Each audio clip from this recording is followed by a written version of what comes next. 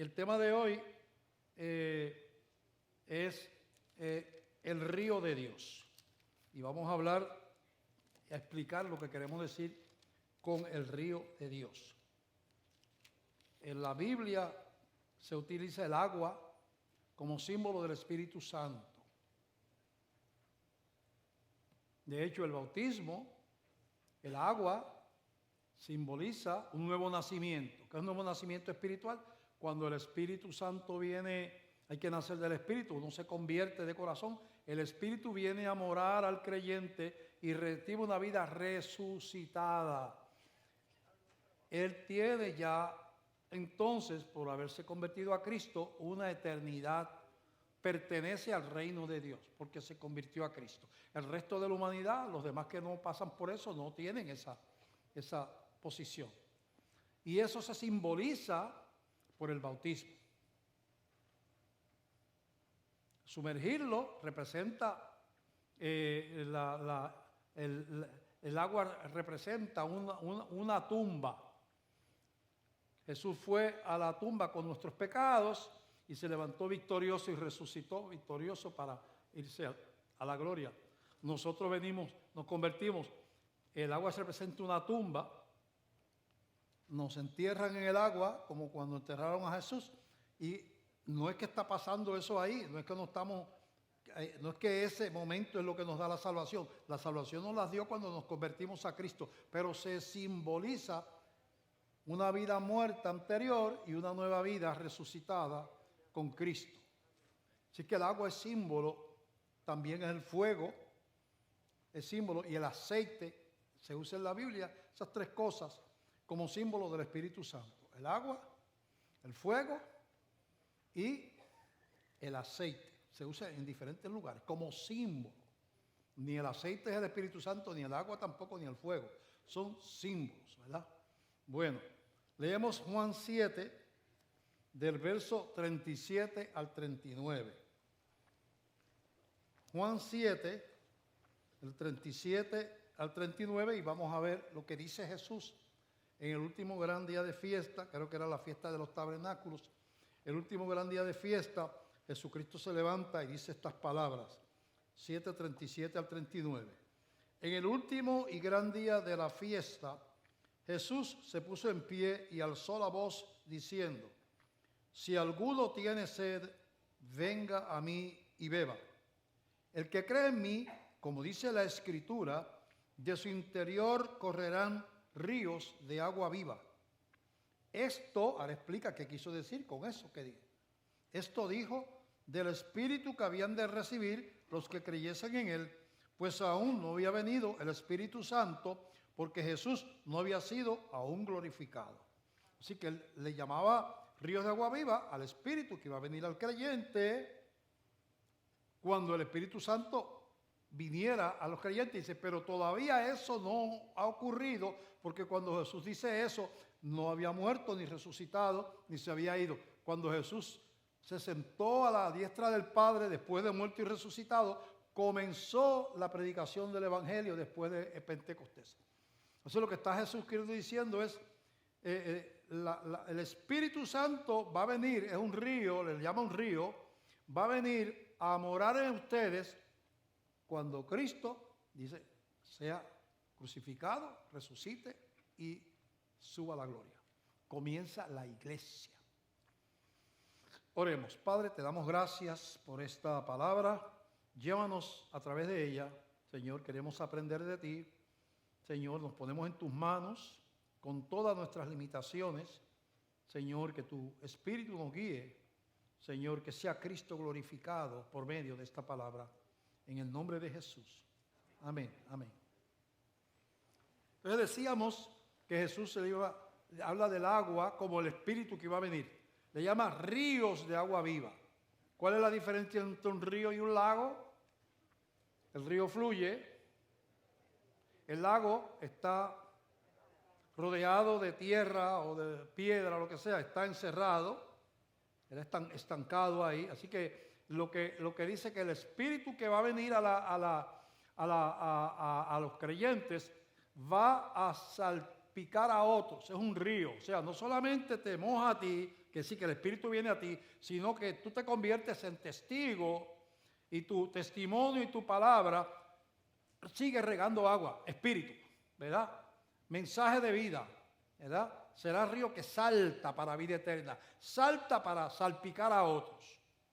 Así que habla de un espíritu dinámico, que tiene un propósito, no solo de santificarnos, no solo de darnos una posición como hijos de Dios, es la zarra, la marca de la herencia, sino que tiene como misión el espíritu de los creyentes el hacernos testigos, llevar adelante a otros el agua de vida. Es una agua que salta, que no está estancada, no se queda ahí, sino que está y fluye, ¿verdad? Fluye. Así que una iglesia que no tiene pasión por los perdidos en su lugar de origen, pero según la Biblia, hasta lo último de la tierra. Porque es lo mismo que se convierte una persona en Ponce que en Rusia. El reino aumenta en uno. No es que, ¿verdad? Es lo mismo que se convierte en Rusia, en Puerto Rico, que en África del Sur. O sea, el reino se suma por los creyentes de la tierra. Así que cuando una iglesia tiene esa pasión, que gracias a Dios por esta iglesia, por las misiones, estamos entrando en el cauce del propósito de Dios para la iglesia. Que el agua sea agua viva, ríos de agua viva, no agua muerta, encerrada, estancada, sino agua viva, que salte para vida eterna. ¿Cuántos miles de personas se habrán convertido en los más de 20 años que llevamos como misiones en más de 40 países? Esta iglesia, más de 40 países. En este momento 396 misioneros que esty están predicando casi todos en países de lo que llamamos la ventana 1040, África, Asia, países islámicos. Y es que están los misioneros de esta iglesia.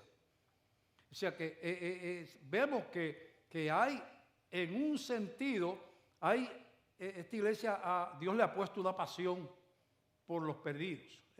El agua está salpicando, mojando. Siempre es para la gloria de Dios, porque de usted el dinero lo da la gente porque Dios le pone, los mueve, Dios. Los misioneros predican y tienen pasión porque Dios le pone la pasión. Los convertidos allá se convierten porque Dios los convence. O sea, nosotros, la gloria no es para la iglesia bautista de Glenville. Lo que nosotros somos bendecidos de que Dios tenga la misericordia de usarnos para eso, ¿verdad? Así que vamos a entender eso. Así que el agua es símbolo del Espíritu Santo, es símbolo también, como dije, aceite, fuego y fuego. Por ejemplo, en el antiguo pacto, la presencia de Dios se manifestaba en una llama de fuego sobre el lugar santísimo, que era donde estaba el arca del pacto, y donde no se podía entrar que no fuera una vez al año el sumo sacerdote con sacrificio de un cordero, una vez al año, para pedir perdón por los pecados de ellos y del pueblo. Símbolo de alguien que iba a venir, profetizando a Jesucristo, que había que entrar con sangre, con su sangre iba a abrir el camino a ese lugar santísimo. Cuando Cristo muere, el velo ese que había en el medio de esa tienda que está ahí, había un velo, que no se podía pasar ese velo. El velo se rasga, y dice la Biblia, y Jesucristo expiró, y el velo del templo se rasgó de arriba para abajo. Quisiendo decir, el velo que separaba al hombre de Dios se rasgó. Ahora hay un camino por medio de la sangre de Jesucristo. Y los que le damos el corazón, los que le entregamos la vida a Jesús, hemos entrado. Nuestro nombre está escrito en el libro de la vida, somos hijos de Dios, así que pudimos entrar y estamos entrando confiadamente al lugar santísimo por la sangre de Jesucristo. Es bueno entender esas cosas. Así que en el momento en que Jesús se dice estas cosas, esa venida del Espíritu Santo estaba en el futuro. Como vemos el verso 39 que dice: esto dijo del Espíritu que habían de recibir los que creyesen en Él, pues aún no había venido el Espíritu Santo porque Jesús aún no había sido glorificado. Cristo estaba hablando con ellos, no lo habían apresado, no lo habían crucificado, no había muerto, no había resucitado, no se había ido a glorificado, que decir, no se había levantado a estar con el Padre otra vez. Dice, como eso no había ocurrido, no había venido el Espíritu Santo, tenía primero que ocurrir la muerte y resurrección de Cristo, Cristo entrara allá al lugar santísimo de la gloria de Dios, a sentarse a la diestra del Padre, y en ese momento, poco tiempo después, que viene el Espíritu Santo, el día de Pentecostés, sobre la iglesia. En el momento que Cristo le dice, todavía no ha ocurrido eso. Ese día, el día de Pentecostés, ocurrió algo que no había ocurrido en la historia de la raza humana, ni en el Antiguo Testamento, en ningún momento, que es, Pentecostés fue cuando, por haber Cristo muerto y resucitado, y Él le dijo, yo le enviaré el Espíritu, vayan a Jerusalén y esperen hasta que haya venido sobre vosotros el Espíritu Santo. Y ellos, la iglesia, 120 personas, van a esa segunda planta, a un aposento alto, y esperan días y días y semanas. 50 días después de la Pascua, viene entonces el Espíritu Santo y allí hay una conmoción tremenda. Ocurren cosas tremendas que la Biblia describe y vamos a leer algo de eso. Bien, así que hay que entender entonces la persona del Espíritu Santo en la vida de la iglesia. De hecho, sin Espíritu Santo en nosotros no hay salvación. Dice la Biblia que el que no tiene el Espíritu de Cristo no es de Él. Y para tener el Espíritu de Cristo, fíjate que Cristo tenía que ser crucificado y resucitar y ir a la gloria. O sea, quiere decir que la venida del Espíritu tiene que ver con la persona de Jesús. Para tú tener el Espíritu Santo y estar tu nombre escrito en el libro de la vida, tú tienes que ser un convertido a Cristo. Tienes que haber nacido de nuevo. Eso se llama, todos tenemos un nacimiento terrenal de papá y mamá, pero hay un nacimiento espiritual. El nacimiento terrenal te da una vida biológica terrenal, pero estás muerto espiritualmente. No tienes acceso a la gloria porque por causa del pecado estamos separados de Dios. El nacimiento espiritual también se le llama conversión. Entrega de la vida y de los pecados a Jesús. Y en el momento ese ocurre lo que llama la Biblia el nuevo nacimiento espiritual. Uno pasa de muerte a vida, ya no es enemigo de Dios, ya no está separado de Dios, ya no es rechazado, es bienvenido a la comunión con Dios y con los santos y con los ángeles. ¿Por qué? Porque Cristo abrió la puerta y el camino para que pudiéramos entrar allí gente imperfecta como nosotros. Bien, vamos a ver algunas de esas cosas. ¿Qué dice Juan capítulo 3, verso del 1 al 8? Ese versículo que tanto se usa en la Escritura, en la iglesia, son de los pasajes más usados, más conocidos. Juan capítulo 3, ocurre una conversación entre un líder religioso, un hombre recto, líder de la religión judía que creía en Jehová, el mismo Dios que creemos nosotros. Pero creer en Dios no salva, no se puede haber salvación sin que el Espíritu venga, y el Espíritu no viene si tú no te conviertes a Cristo. Y esta conversación ocurre de esta manera. Dice así: había un hombre de los fariseos que se llamaba Nicodemo, un principal entre los judíos, quiere decir que era un hombre, un líder religioso, ¿verdad? Este vino a Jesús de noche y le dijo: Rabí, sabemos que has venido de Dios como maestro, porque nadie puede hacer estas señales que tú haces si no está Dios con él. Obviamente tú tienes que ver, porque estos milagros no, tienen que ser alguien que viene de Dios. Respondió Jesús y le dijo: de cierto te digo, que el que no naciere de nuevo no puede ver el reino de Dios. Jesús como que no le hace caso a lo que él dice, porque le dice otra cosa que parece que no tiene nada que ver. Él está hablando de obras, Jesús está hablando de fe. Le dice, en otras palabras, diciendo, tu religión no te puede salvar, ni tu fe en Jehová tampoco. Tú tienes que nacer de nuevo. Si el Espíritu no viene a ti, vas para el infierno aunque estés metido en la iglesia todos los días. Y para que venga a ti te tienes que convertir a Cristo. Eso es lo que le está diciendo. Ok, vamos a ver si es verdad. Nicodemo le dijo, ¿cómo puede un hombre nacer siendo viejo? ¿Puede acaso entrar por segunda vez en el vientre de su madre y nacer? Nicodemo creía que Jesús estaba hablando de nacer como bebé en la tierra. Y Jesús le respondió, de cierto te digo, que el que no naciere del agua y del espíritu, acuérdate que agua es del espíritu también, simboliza espíritu, no puede entrar en el reino de Dios. Lo que es nacido de la carne, carne es. El nacimiento terrenal, eso es de la carne, pues eso es carne, eso no salva. Lo que es nacido del espíritu, espíritu es. Son dos mundos. En la carne nace toda la raza humana, del espíritu solamente los elegidos, los que creen, los que se convierten. Son dos nacimientos. No te maravilles que te dije, os es necesario nacer de nuevo. El viento sopla de donde quiere y oye su sonido, mas ni sabes de dónde viene ni a dónde va. Así es todo aquel que es nacido del espíritu. La palabra de espíritu en el griego, soplo, neuma, la misma que soplo, que viento. Así que dice, hay un juego de palabras aquí. El viento, la brisa que te está dando en la cara ahora, tú no sabes dónde estaba la semana pasada. Ese está hablando del viento físico, ¿verdad? Tú no sabes si esa brisa estaba en Venezuela, Colombia, en Cuba, en Florida. Tú sabes que tienes una brisa, pero ¿dónde estuvo esa brisa la semana pasada? Tú no sabes de dónde viene. Dice, así es que es nacido del Espíritu. El Espíritu sopla, llama a quien quiere. Hay una soberanía. Dios toca corazones y otros no. Y eso es soberanía de Dios. Dice, respondió Nicodemo y le dijo, ¿cómo puede hacerse esto? ¿Cómo uno puede nacer de esa manera?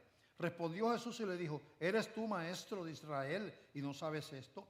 De cierto te digo que lo que sabemos hablamos y lo que hemos visto testificamos y no recibís nuestro testimonio.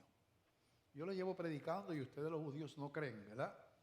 Si os he dicho cosas terrenales y no creéis, ¿cómo creeréis si os dijere las celestiales? Nadie subió al cielo, ahora viene una explicación, sino el que descendió del cielo, el Hijo del Hombre que está en el cielo. ¿De quién está hablando Cristo? De Él mismo. Y como Moisés levantó la serpiente en el desierto, así es necesario que el Hijo del Hombre sea levantado, Jesús, que va a ser levantado en aquella cruz, clavado en una cruz, para que todo aquel que en Él cree no se pierda, mas tenga la vida eterna. Y también hablando de la resurrección, va a ser levantado de la tumba. ¿De qué habla de Moisés levantó en el desierto? Estoy usando una comparación. Ocurrió un incidente que el pueblo de Israel se rebeló contra Dios y empezó a hacer cosas incorrectas. Y Dios les envía serpientes venenosas en el desierto y empiezan a morderlo y a morirse la gente. Hay una mortandad por la mordida. Y Moisés, que era intercesor del pueblo, ¿verdad? Aunque él no estaba en esa desobediencia, pero va donde Dios, como al Señor se está muriendo el pueblo. Dice, mira, levántate una serpiente de bronce en un asta. Y el que mire esa serpiente de bronce, que lo haya mordido una serpiente, se va a sanar y no va a morir. Ellos no sabían, Moisés, que estaban usando un símbolo de la muerte y resurrección de Cristo. Y ahora viene la comparación. Así como serpiente Satanás, así como la serpiente que simboliza a Satanás, fue levantada en el desierto y mirando las serpientes se salvaban de la serpiente, así la serpiente Satanás va a levantar, va a gestar la muerte de Cristo utilizando a Judas. Dice que entró Satanás en Judas. La serpiente va a levantar a uno en una cruz, en un asta, y el que mire a ese que está en la cruz no morirá por la serpiente, por el pecado. El pecado, Satanás tiene que ver con el pecado. O sea, la serpiente, mirar al que está colgado en una cruz, como se miraba la serpiente aquella en el antiguo pacto, librará a los seres humanos de la condenación, del infierno, lo librará de la serpiente. Fíjate que en la vida natural, los suelos inmunes que se utilizan para las mordidas de serpientes, tiene que ser de la misma especie de la serpiente que te mordió. Porque los anticuerpos son específicos, porque los antígenos son específicos. Te estoy hablando en inglés, pero no importa. Los antígenos son específicos y los anticuerpos son para ese antígeno. Si te mordió una cobra, no te pueden poner un suero que preparan de un caballo, por ejemplo, que le inyectaron veneno de cobra y entonces él desarrolla muchos anticuerpos, le sacan la sangre, centrifugan, sacan el suero, ese suero está lleno de anticuerpos en contra del veneno de cobra y te inyectan eso y tú no te mueres del veneno porque estás cogiendo anticuerpos prestados que lo fabricó otro. Pero el anticuerpo de cobra, el suero de cobra no te libra de la mordida de una serpiente cascabel. Tienes que preparar suero de cascabel. Pues eso parece que no, pero me viene a la mente eso.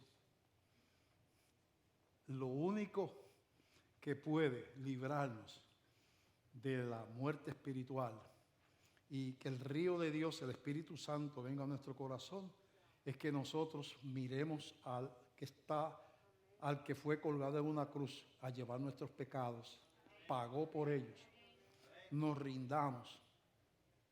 Señor, soy pecador, perdóname, Señor, ven a mi corazón. A todos los que le recibieron, dice la Biblia, a los que creen en su nombre, Dios le dio la potestad de ser hechos hijos de Dios. Cuando ocurre eso, uno es sincero en eso, el Espíritu viene a morar al creyente. Que es lo que estaba diciendo Jesús. Viene a morar. Eso le llama el nuevo nacimiento espiritual. Así que vamos a ver si seguimos leyendo un poquito del capítulo 3. De cierto, versículo 11.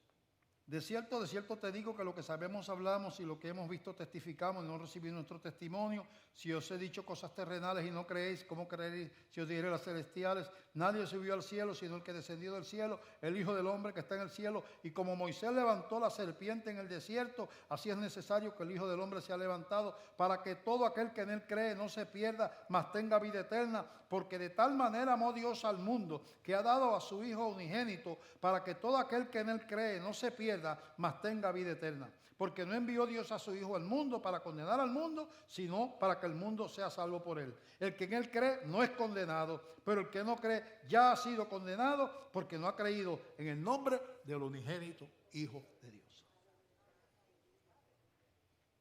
Así que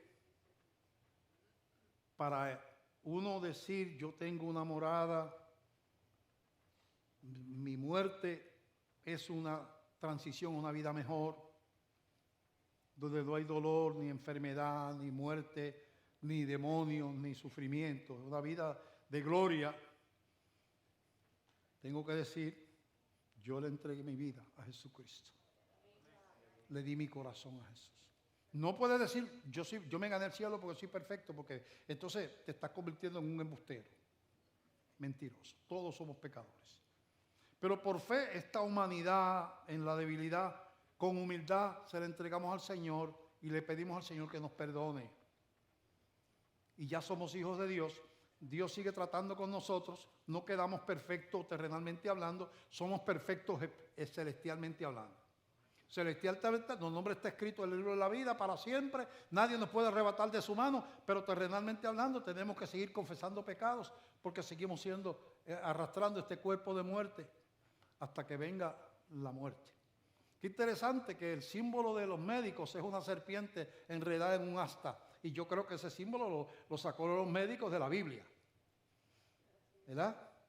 Una serpiente en un asta. Yo creo que ese símbolo de la medicina lo sacaron de la Biblia, ¿verdad? A lo mejor sin intención de que tiene un significado espiritual, ¿verdad? No sé, tendría que leer sobre eso, nunca lo he leído. Así que vamos a ver cómo se cumple eso. En Hechos, eso que dijo Jesús, de que todavía no ha venido el Espíritu Santo, como leímos, le dice a Juan, a Nicodemo que tiene que nacer de nuevo, que cosas que iban a pasar pero que todavía no habían pasado cuando Jesús lo dice. Pero ahora vemos a Cristo resucitado. Ya murió, resucitó, se le aparece a los discípulos. Y mira lo que le dice. Hechos 1 del 4 al 9. Y estando juntos les mandó que no se fueran de Jerusalén, sino que esperasen la promesa del Padre, la cual le dijo, oísteis de mí. Porque Juan ciertamente bautizó con agua, mas vosotros seréis bautizados con el Espíritu Santo dentro de no muchos días. La promesa que yo le hice de que el Espíritu Santo iba a venir a los creyentes, va a pasar dentro no mucho tiempo. De hecho, 50 días después de la muerte de Cristo. Fue Pentecostés. Entonces los que se habían reunido le preguntaron diciendo, Señor, ¿restaurarás el reino de Israel en este tiempo? Y les dijo, no les toca a vosotros saber los tiempos o las sazones que el Padre puso en su sola potestad, pero recibiréis poder cuando haya venido sobre vosotros el Espíritu Santo y me seréis testigos en Jerusalén, en toda Judea, en Samaria y hasta lo último de la tierra. Y habiendo dicho estas cosas, viéndolo ellos, fue alzado, se fue levantando. Y le recibió una nube que le ocultó de sus ojos. Jesús se fue a sentarse, fue glorificado. Muerto, resucitado y glorificado cuando recobra lo que él había entregado. Él es Dios también, y él se había despojado de su gloria para ser hombre y pagar el precio de nuestra culpa. Y volvió a sentarse allá en el trono de gloria a la diestra del Padre. De tal manera que a todos los que le reciben, a los que creen en su nombre, él les da la potestad de ser hechos hijos de Dios y el Espíritu viene a morar en el creyente. Ese es el Espíritu que Jesús dijo que era como ríos de agua viva que saltan para vida eterna. Es agua que salta, que salpica. Y aquí vemos que quiere decir eso. Y vayan y sean testigos en Jerusalén, en Judea, o en otras palabras, ustedes reciban el Espíritu y ustedes van a ir por el mundo predicando para que otros reciban el Espíritu también. El agua que hay en usted, el Espíritu que hay en usted, le va a dar una pasión por los perdidos. Y ustedes entonces van a ir a través de la historia, la iglesia, predicando el Evangelio, reuniendo un grupo, millones de personas a través de la historia, que es la iglesia del Señor. Que dice la Biblia que no vendrá Cristo hasta que el último de los creyentes complete, que Dios conoce ese número, la puerta se cerrará, pero hay que predicar el Evangelio hasta el confín de la tierra, y cuando sea predicado y se complete la tarea de la predicación, entonces es que la iglesia es levantada y viene el regreso de Jesucristo. Así que estamos en procesos históricos.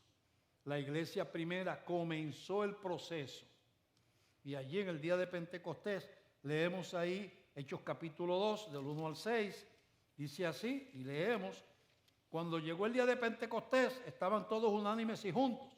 Cristo le había dicho que esperasen, ellos estaban allí reunidos esperando. Y de repente vino del cielo un estruendo como de un viento recio que soplaba, el cual llenó toda la casa donde estaban sentados.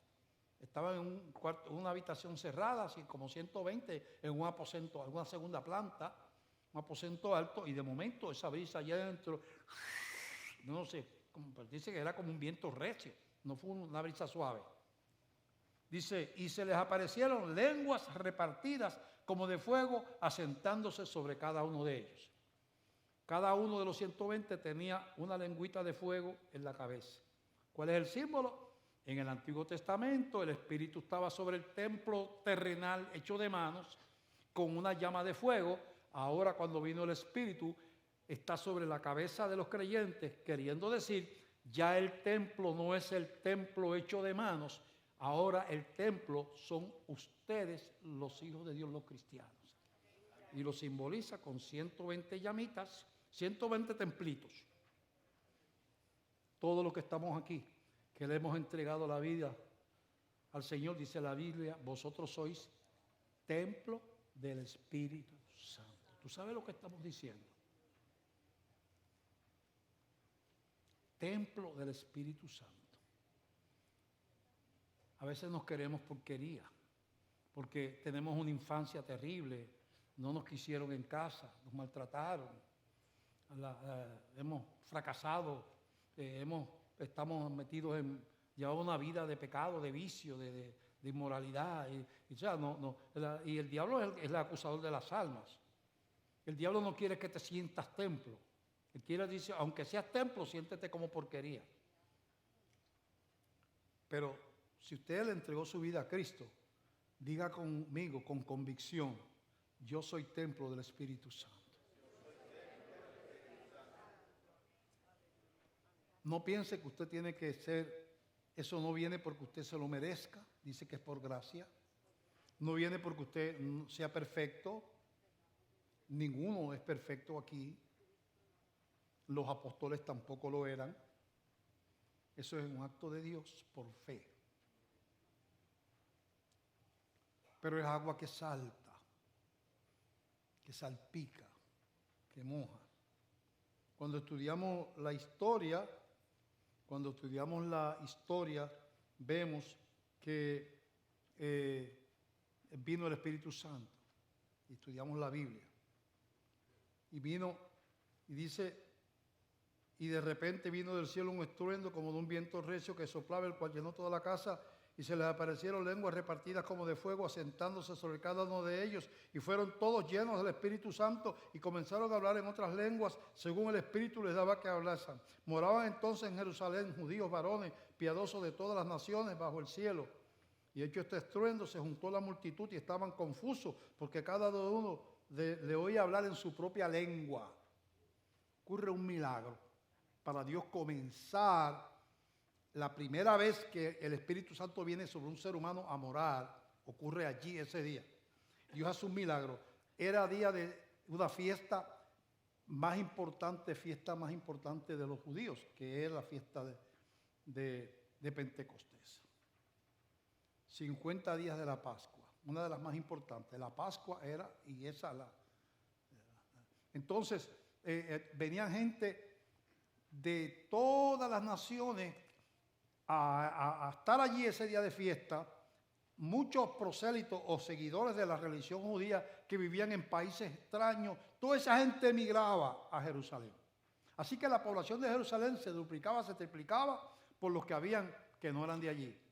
Y cuando estos reciben el Espíritu Santo, bajan hablando las lenguas que Dios les dio. Cada cual lo entendía en su propia lengua.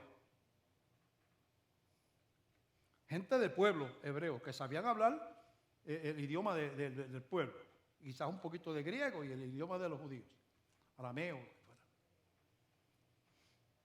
Pero de momento estaban hablando el idioma de los etíopes, del idioma de la gente de Turquía, de la gente de Somalia, de África, de donde fuera que estuvieran allí. Los que estaban allí los oían en el idioma de ellos. Y si ¿cómo es que estamos oyendo hablar a esta gente en el idioma de nosotros si esta gente son gente del pueblo? ¿Qué está pasando aquí? Entonces ahí se levanta Pedro y empieza a predicar un mensaje. Rápidamente el agua viva empieza a salpicar. El corazón de Cristo, que era por los perdidos y sigue siendo por los perdidos, por la gente, empieza a manifestarse como un fruto de Pentecostés. Lo primero que hacen es predicar el Evangelio. Y ese día se convierten 3,000 personas así, sin contar las mujeres y los niños. 3,000 varones. Así. Porque el Espíritu de Dios se había derramado sobre ese lugar. El tema de hoy tiene que ver mucho con una realidad.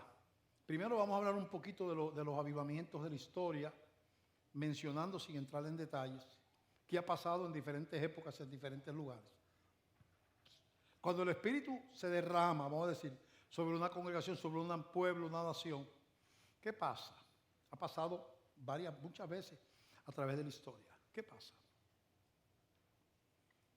Vamos a hablar que usualmente lo que provoca que el pueblo se mueva a orar, ¿qué provoca?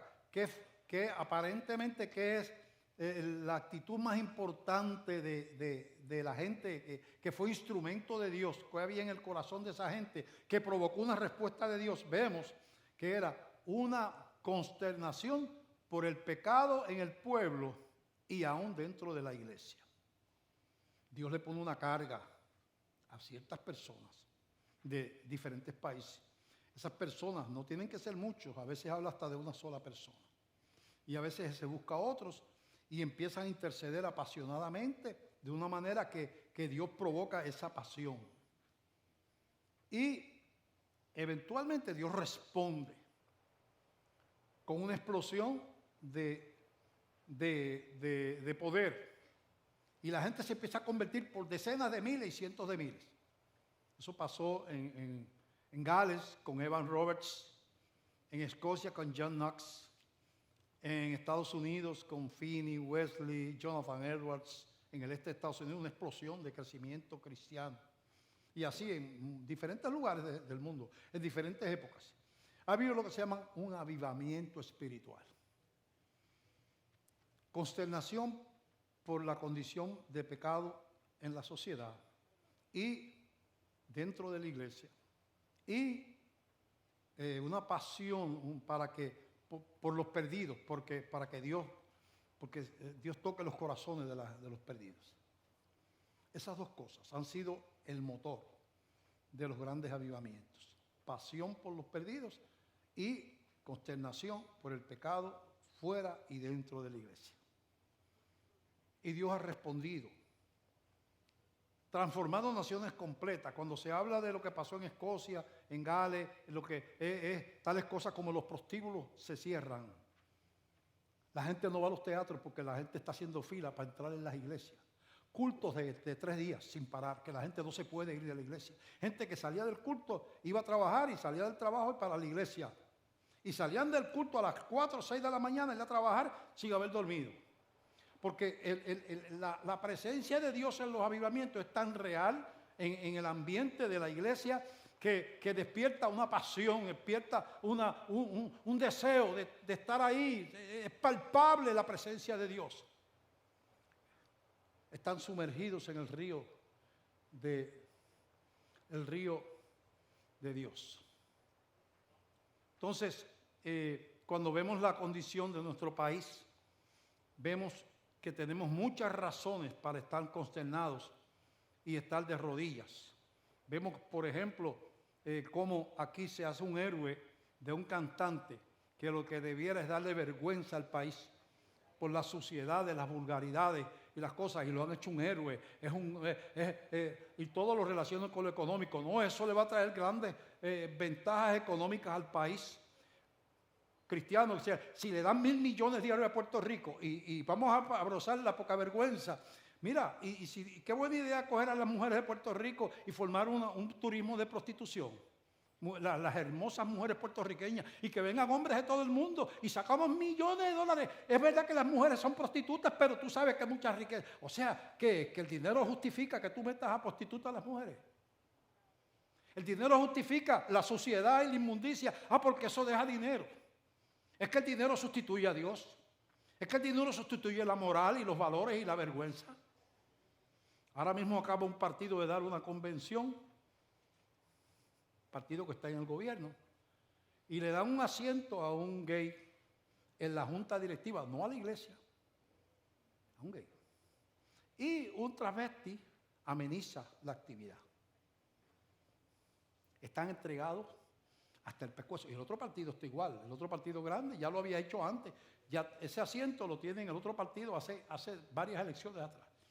No a la iglesia. O sea, el país se deleita retando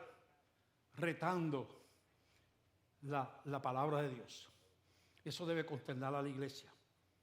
Lo triste del caso es que, como hablamos consternación por lo que está en la iglesia, es que uno ve que mucha gente de la iglesia se une a la onda del mundo y simpatiza con todas estas pocas vergüenzas y le gustan las teorías del mundo sobre el aborto y le gustan sobre las relaciones sexuales, que no ven nada malo en la fornicación, no ven nada malo en los vicios, no ven nada malo en el aborto, porque hay una influencia satánica. Un avivamiento satánico.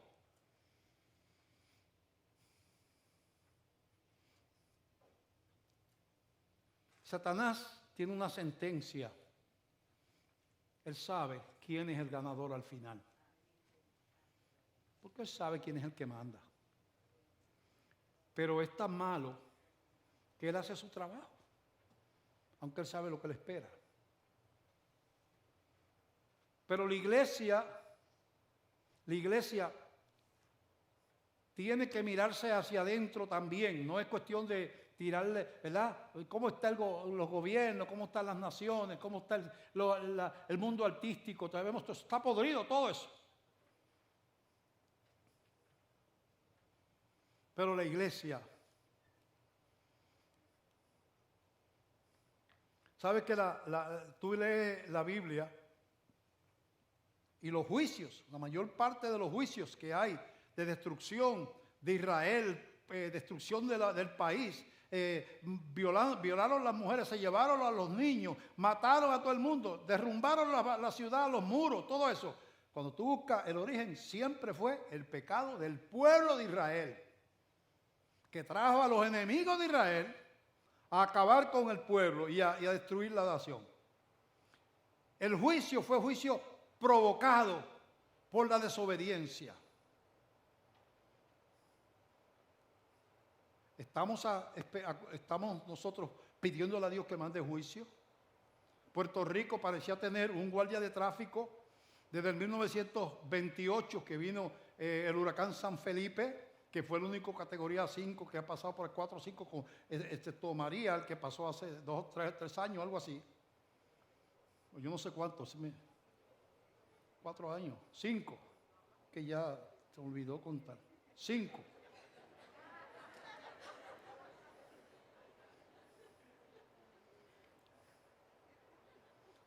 Y todos los años pasan huracanes, estamos en la carretera, es como si usted se para en la autopista, en el medio de la línea del medio, le pasó un camión por aquí y otro por aquí, porque usted está parado en el medio de la avenida. Pues Puerto Rico está en la carretera de los huracanes. Salen de África, o pasan por el norte o pasan por el sur. Pero mira, desde el 28, un montón de años, hasta hace 5 años que pasó uno. Y parece que Puerto Rico fue un país que fue el que se hizo cargo de evangelizar los países hispanos de la cuenca del Caribe. Usted va y pregunta, yo he estado en Venezuela, he estado en Colombia, he estado en viajes evangelísticos, y usted dice, no, aquí vinieron unos puertorriqueños, ¿viste? Los otros vinieron los puertorriqueños. Salieron los puertorriqueños a predicar el evangelio. Fuimos la isla del Cordero. El escudo de Puerto Rico es un cordero sobre una Biblia.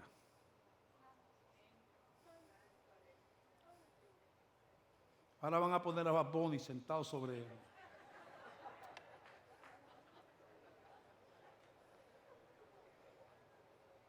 Pero entonces, lo que ha provocado una respuesta de Dios es que la iglesia está consternada, no se ha adaptado. No, entonces, los que le predicamos a los demás y no nos predicamos a nosotros mismos, estamos mal, porque eso es lo que hacían los fariseos. El Señor los llamaba hipócritas. Si nosotros como cristianos vivimos como los de la calle y vemos en los medios y nos comunicamos y hablamos porquería por los medios, el internet, el teléfono, y nos gusta la inmundicia y nos gusta lo otro, relaciones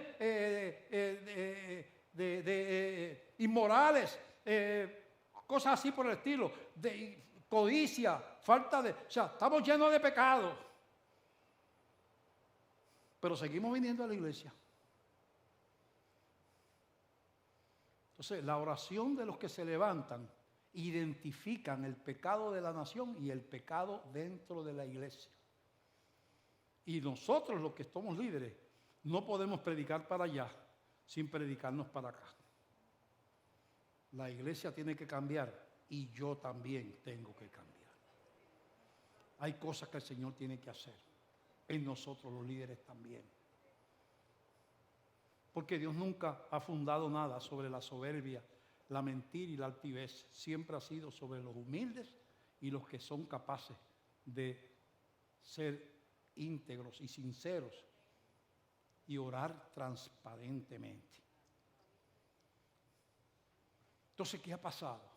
En Gales se cerraron los prostíbulos, las iglesias estaban trabajando el día entero, se convirtieron cientos de miles de personas, dejaron de venir de eso de teatro, porque ya la gente no iba al teatro a ver las obras de teatro porque estaban metidos en la iglesia. Los mineros, en las tabernas y todas esas cosas, empezaron a cambiar hasta su manera de hablar. Hubo algo que no tenía explicación, como pasó en Escocia con John Knox. No tenía explicación por qué está pasando esto de momento. ¿Qué le pasó a la gente que está corriendo para las iglesias? Una intervención del Espíritu Santo, que llamamos avivamiento espiritual. Eso es. Tenemos que sumergirnos en el río de Dios. Leemos en Efesios capítulo 5, del verso 15 al 20. Efesios 5, del 15 al 20, dice: mirad pues con diligencia cómo andéis, no como necios, sino como sabios. Necio en la Biblia es el que camina en contra de Dios, sabio el que camina contando con Dios en obediencia. Aprovechando bien el tiempo, porque los días son malos. Por tanto, no seáis insensatos, sino entendidos de cuál sea la voluntad del Señor. No os embriaguéis con vino, en lo cual hay disolución. Antes bien, sed llenos del Espíritu Santo, hablando entre vosotros con salmos, con himnos y cánticos espirituales, cantando y alabando al Señor en vuestros corazones, dando siempre gracias por todo al Dios y Padre, en el nombre de nuestro Señor Jesucristo. Apartando del pecado, la vanidad, lo inmoral. Y eso hay que orar, porque uno hay cosas que tienen atado a uno. Y uno entonces tiene que identificar: Señor, esto me tiene atado. Yo no puedo dejar de ver esa porquería por internet. Yo no puedo dejar de estar hablando estas sandeces y chismeando por teléfono. Esto no está bueno. Señor, esta relación que yo tengo de esta manera no es de tu agrado. Esto es cosa de inconversos, como yo llevo esta relación. Este amor mío es amor de condenado. No es de esta manera de llevar una relación, dos personas, o si la otra persona no es cristiana, tiene que pensar si esa es la voluntad de Dios. Porque todas las decisiones tienen connotaciones espirituales. Y entonces no viváis como necios, no viváis, ¿verdad? Sino aprovechando bien el tiempo. Hablando entre vosotros con salmos, con himnos y cánticos espirituales, cantando y alabando al Señor en vuestros corazones, dando siempre de gracias por todo al Dios y Padre, en el nombre de nuestro Señor Jesucristo. Lo triste del caso es que la característica de la sociedad terrenal que no cuenta con Dios es que es la decadencia progresiva. La decadencia progresiva. Una decadencia añade otra decadencia más grande y otra decadencia más grande. Estaba hablando, va degenerando. Una mala palabrita se saltaba en las películas. A veces ponen pip. Ahora la dicen y no hay que poner pip.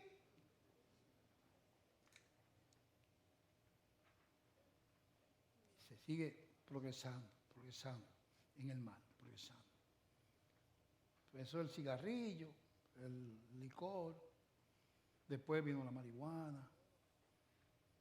Después la heroína. Ya estás entrando en las grandes ligas. La cocaína. Ya no es. ¿Verdad? Pero entonces después vamos a legalizar la marihuana. Porque todo el mundo aquí tiene unos dolores en el cuerpo. Yo pasé, como les dije a ustedes, fui a comer a un Subway que hay en Pueblo de las Ramblas. Y ahí hay una de las tiendas que venden estas cosas de marihuana. Y yo veo como 5 o 6 esperando afuera y todos eran jóvenes. Le digo, oye, que mucho le duele el cuerpo a los jóvenes ahora. Porque lo que hicieron fue legalizar la marihuana y buscar dinero. No era que la medicina no tuviera, los ingredientes de la marihuana ya se conseguían en pastillas y los médicos te lo podían regresar. Las drogas se usan en medicina. A la gente que está muriendo se le pone morfina y eso es una droga. Controlado. No como deporte ni como placer. Pero estamos degenerando.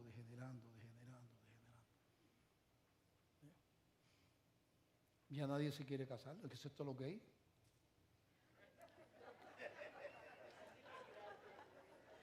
La gente ahora lo que quiere es convivir. Ahora cuando me voy a casar, ¿tú eres gay? Porque la gente ahora no quiere ir, nos enganchamos y para adelante y ya, y tú sabes, así no pagamos el divorcio después porque lo vamos a perder que nos divorciemos. Pues vamos a economizarnos los trámites, ¿verdad? La gente común no se quiere casar, los gays quieren, pero los que no son de esto. Entonces vemos un mundo decadente y la única respuesta, una iglesia con convicción que reconozca que tenemos que sumergirnos en el río de Dios. Que la religión no tiene mecha, no tiene suficiente gasolina para cambiar un país. El Espíritu Santo sí. El Espíritu Santo sí. Hay un pasaje en Ezequiel capítulo 47.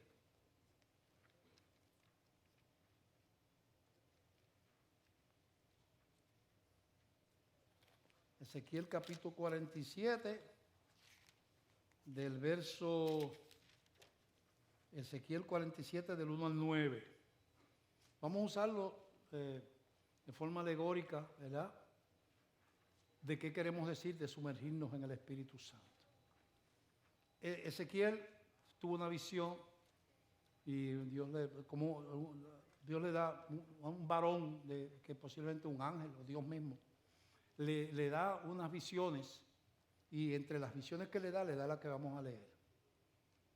Escribe Ezequiel, me hizo volver luego a la entrada de la casa, está hablando como del templo de Dios.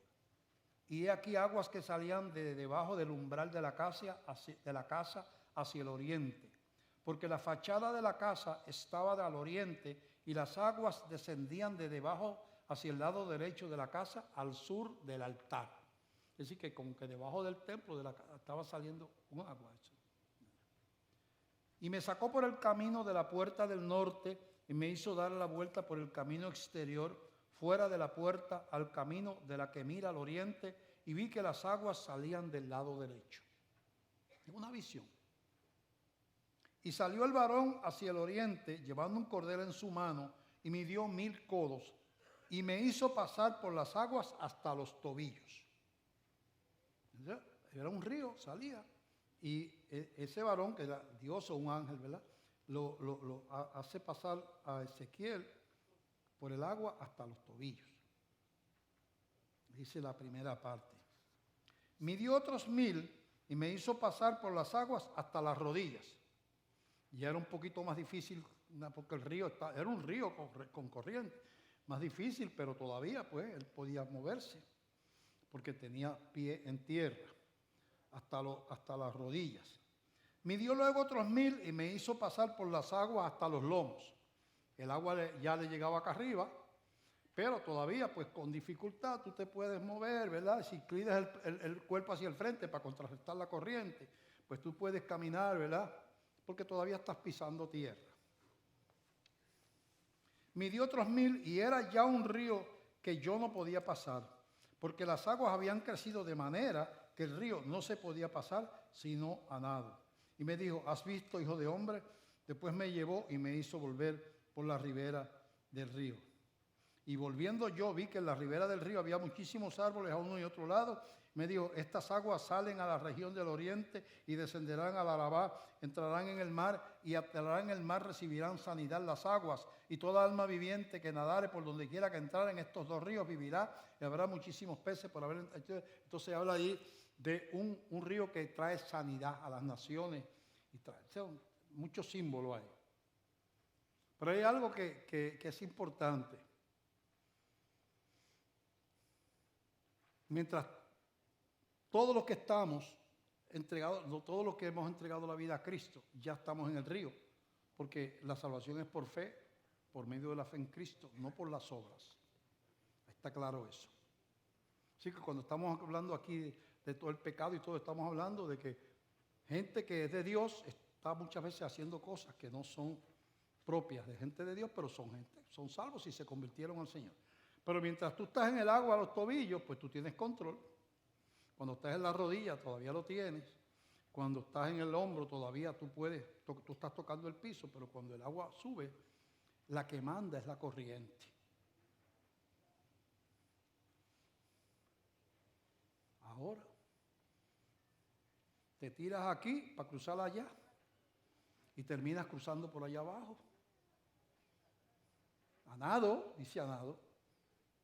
Aunque tú querías ir aquí, vas nadando, pero la corriente te va llevando y terminas allá abajo. Porque la que manda es la corriente. Entonces, nosotros somos cristianos y todos, si no tenemos al Espíritu Santo, no seríamos cristianos. Y todos los que le recibieron, Dios le da la potestad de ser hechos hijos de Dios. Pero hay una dimensión que ocurre cuando nos sumergimos en el río de Dios. Aquella gente que fue al aposento alto, aquellos discípulos, no tenían en quién confiar, no podían confiar en el imperio romano, que veía a los cristianos como enemigos y peligrosos. No podían confiar en su propio pueblo, que eran los que dirigían la sociedad de Israel, porque los veían como herejes a los cristianos, enemigos de la religión de los padres.